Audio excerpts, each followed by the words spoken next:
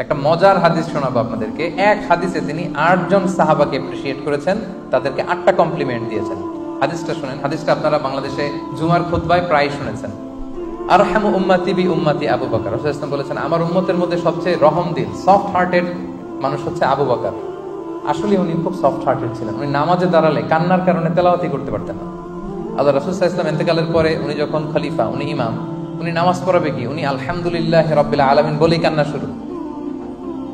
কারণ উনি ভাবতেন, কাইফা আকুমু মাকামা রাসূলিল্লাহ, আমি কিভাবে রাসূলের জায়গায় দাঁড়িয়ে ইমাম হব? এই জায়গায় তো রাসূল সাল্লাল্লাহু আলাইহি ওয়াসাল্লাম ইমামতি করতেন, আমি কিভাবে এখানে ইমাম হই? এই ভাবনা থেকে উনি তেলাওয়াত শুরু করলে শুধু কান্না। রাসূল সাল্লাল্লাহু আলাইহি ওয়াসাল্লাম বলেছেন, আমার উম্মতের মধ্যে সবচেয়ে সফট হার্টেড মানুষ হচ্ছেন কে? আবু বকর। ওয়া আশাদ্দুহুম ফি আমরিল্লাহি ওমর। আর আল্লাহর দ্বীন বাস্তবায়নে সবচেয়ে কঠোর হচ্ছে কে? ওমর। আসদাকুহুম হায়াআন উসমান। আমার সাহাবীদের মধ্যে সবচেয়ে লাজুক সাহাবী হচ্ছে উসমান। ওয়া আকরাউহুম লিকিতাবিল্লাহি উবাই ইবনে কাব। আর আল্লাহর কিতাব সবচেয়ে কারীদের মতো করে পড়তে পারতো যে সাহাবী, ওনার নাম হচ্ছে উবাই ইবনে কাব। ওয়া আফরাদুহুম যায়েদ ইবনে সাবিত। আর উত্তরাধিকার বন্টনের নীতিমালা সবচেয়ে ভালো জানে যায়েদ। বলতেছেন আর এক এক সাহাবী খুশিতে বাকবাকো গদগদ হয়ে যাচ্ছে, মানে খুশিতে রাসূল সাল্লাল্লাহু আলাইহি ওয়াসাল্লাম আমাকে কমপ্লিমেন্ট দিচ্ছে। তারপর হচ্ছে ওয়া আ'লামুহুম বিল হালালি ওয়াল হারামি মুআয ইবনে জাবাল। হালাল হারামের স্পেশালিস্ট হচ্ছে মুআয ইবনে জাবাল। আর সবচেয়ে বিশ্বস্ত সাহাবী হচ্ছে আবু উবাইদা ইবনুল জাররাহ। 8 জন সাহাবীর 8টা গুণের কথা বললেন। আপনাদের কি মনে হয় রাসূল সাল্লাল্লাহু আলাইহি ওয়াসাল্লামের মুখ থেকে এই কমপ্লিমেন্টগুলো পেয়ে ওনারা খুশি হয়েছেন না? আরো কিভাবে ভালো করা যায় ওনারা আরো ইন্সপিরেশন পাইছেন না? পেয়েছেন। আচ্ছা, এই হাদিসে ছিল সবচেয়ে কারি সাহাবা হচ্ছে উবাই ইবনে কাব। আচ্ছা, সবচেয়ে সুরেলা কণ্ঠের সাহাবীর নাম হচ্ছে আবু মুসা আল আশআরী রাদিয়াল্লাহু তাআলা আনহু। সবচেয়ে সুরেলা গলা, হ্যাঁ, সবচেয়ে মেলোডিয়াস ভয়েস ছিল। উনি একবার রাতে তেলাওয়াত করতেছেন, ওনার বাসার পাশ দিয়ে রাসূল সাল্লাল্লাহু আলাইহি ওয়াসাল্লাম যাচ্ছে। রাসূল সাল্লাল্লাহু আলাইহি ওয়াসাল্লাম থেকে এত সুন্দর গলা, রাসূল সাল্লাল্লাহু আলাইহি ওয়াসাল্লাম আর যাচ্ছেন না, উনি শুধু শুনতেছেন।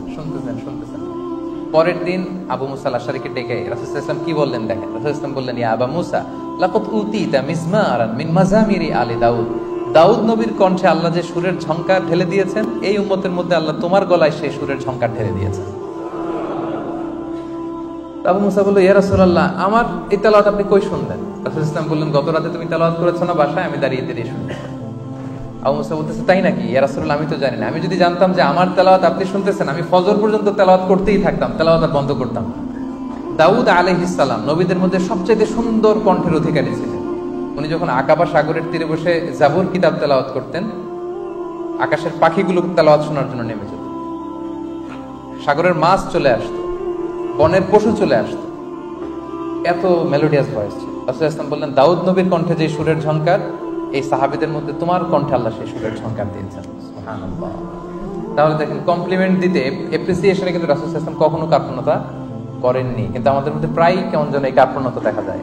আমরা গুণগ্রাহী হতে চাই না, আমরা ক্রেডিট দিতে চাই না।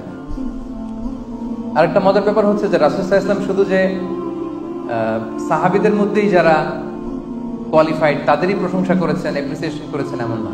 তিনি অনেক নন মুসলিমকেও ক্রেডিট দিয়েছেন। অমুসলিম, তারা মুসলিম না, তারপর রাসূল সাল্লাল্লাহু আলাইহি ওয়াসাল্লাম তাদের কি করেছেন? প্রশংসা করেছেন। যেমন ছোট্ট একটা উদাহরণ দেই। রাসূল সাল্লাল্লাহু আলাইহি ওয়াসাল্লাম যখন মদিনাতে যে পিস এগ্রিমেন্ট করলেন ইহুদিদের সাথে, যে মদিনায় অ্যাটাক হলে আমরা সবাই মিলে মদিনাকে সেভ করব। 3য় হিজরিতে মুশরিকরা এসে মদিনায় অ্যাটাক করলো, কিন্তু ইহুদিরা তো আর ঘর থেকে বেরোয় না, তারা তাদের কথা রাখে না। একজন ইহুদি ছাড়া, তার নাম হচ্ছে মুখাইরিক। তার নাম কি? মুখাইরিক। সে তার কথা রেখেছে। কোন ইহুদি কথা রাখেনি, একজন কথা রেখেছে। সে ইহুদি হয়েও উহুদের যুদ্ধে মুসলমানদের পক্ষে কাফেরদের বিরুদ্ধে যুদ্ধ করে করে নিহত হয়েছে।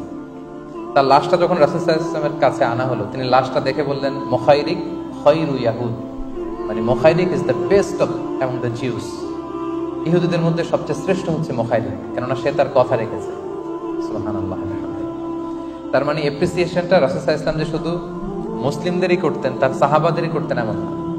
অমুসলিমদের মধ্যেও যদি রাসূল সাল্লাল্লাহু আলাইহি ওয়াসাল্লাম কোনো ভালো গুণ দেখতেন, এটাও তিনি কি করতেন? ক্রেডিট কিন্তু তিনি দিতেন, তিনি কিন্তু কমপ্লিমেন্ট দিতেন, এপ্রিসিয়েশন করতেন। তাহলে সুসম্পর্ক বাড়ানোর 4 নম্বর পদ্ধতি হচ্ছে এপ্রিসিয়েশন করা।